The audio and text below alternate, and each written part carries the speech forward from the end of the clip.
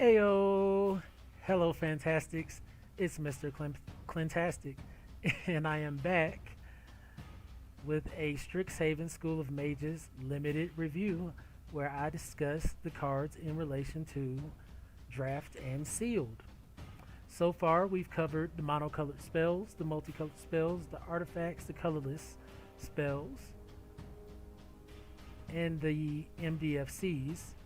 Now we're going to go over the lands.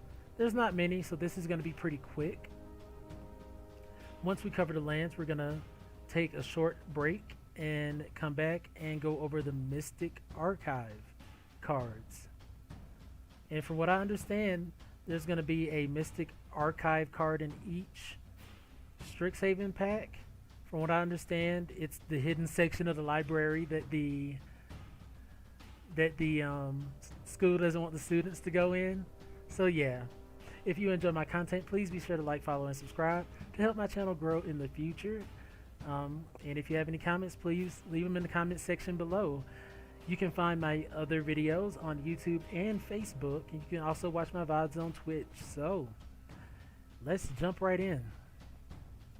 First, we have Access Tunnel, land, tap it, get a colorless. Pay 3, tap, target creature with power 3 or less can't be blocked this turn. Ooh-wee. So, if you're only running 2 colors, which in this format I think 2 to 3 colors maybe is going to be wise. More if you can, but I don't know if it's going to be as easy to throw together 5 colors as it was in Kaldheim with 5 color snow. But this can easily make any of your creatures threats for 3 mana. I like it a lot. I'm going to give it a 3.5 as far as playability, especially if you're only in a 2-color deck.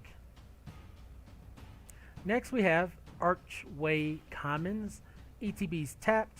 When it ETBs, sacrifice it unless you pay 1. Add a mana of any color. So I was discussing earlier, I really think this is going to be a 2 to 3 plus color format with so many options of multicolored spells. Archway Commons is great, especially be a common card. You have to pay 1, but I think you'll want to run 2, maybe 3 copies of this in your 3-color deck. I'm giving it a 3.5. And as a reminder for those who are new to my content, I rate the cards on a 1 to 5 scale, 3 being average, 1 being boo-boo, 5 being absolute bomb. So typically I go from 3 up if it's average and better, 3 down if it's average and below. Next we have the Biblioplex. Land, gold rare, add a colorless land, pay 2 tap, look at the top card of your library. If it's an instant or sorcery card, you may reveal it and put it into your hand.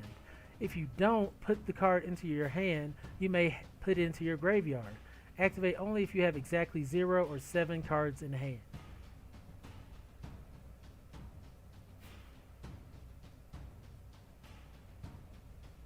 So you'll probably just want 1 copy of this.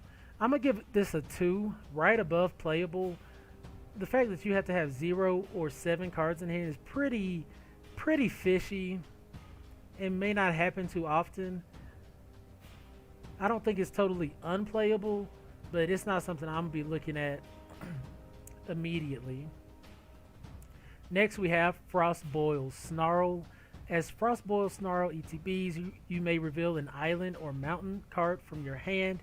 If you don't, it ETBs, tapped, add blue or red. So I like cards like this because this can come down untapped as long as you have a island or mountain in your hand. Fast mana. I like it a lot. I'm giving it a 3.5.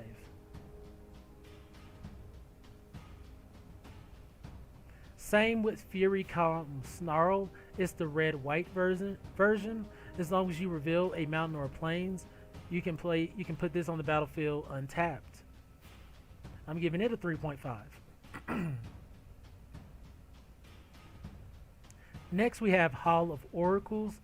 Add a colorless, pay 1, tap, add 1 mana of any color. That's relevant.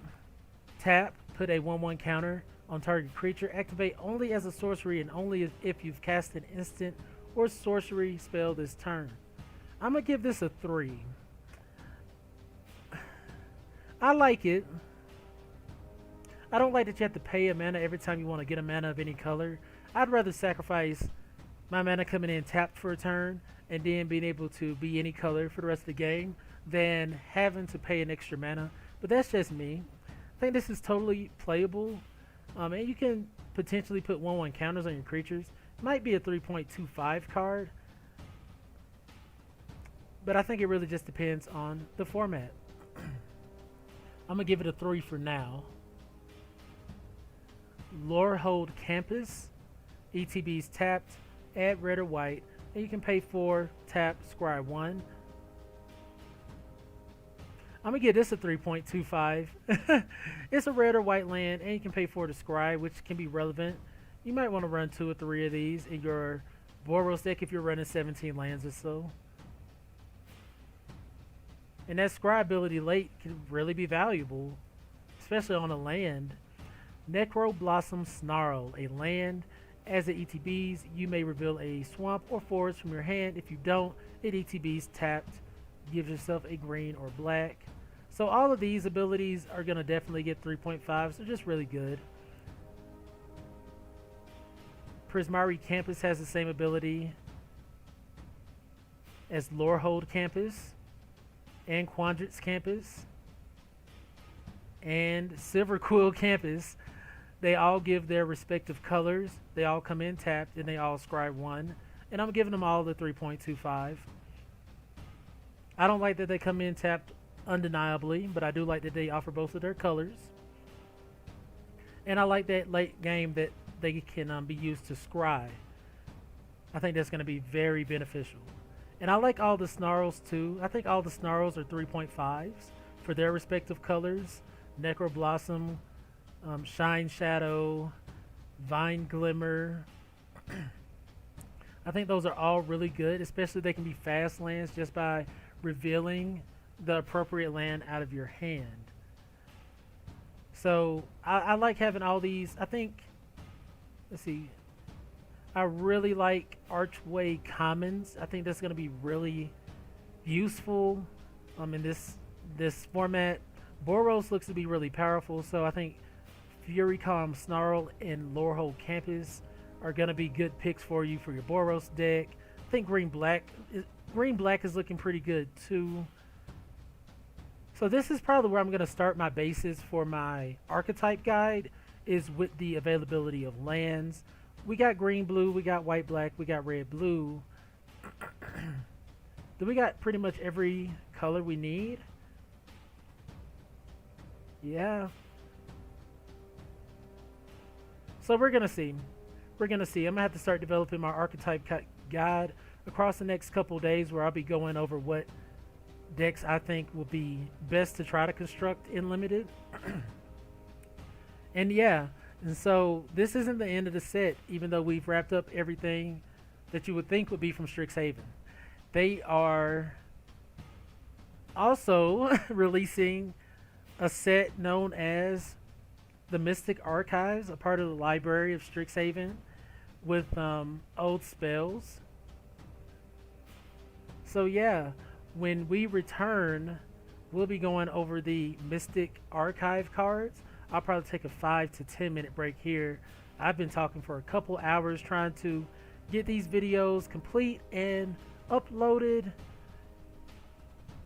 These Japanese arts look amazing, but once again, if you enjoy my content, please be sure to like, follow, and subscribe. Help my channel grow in the future.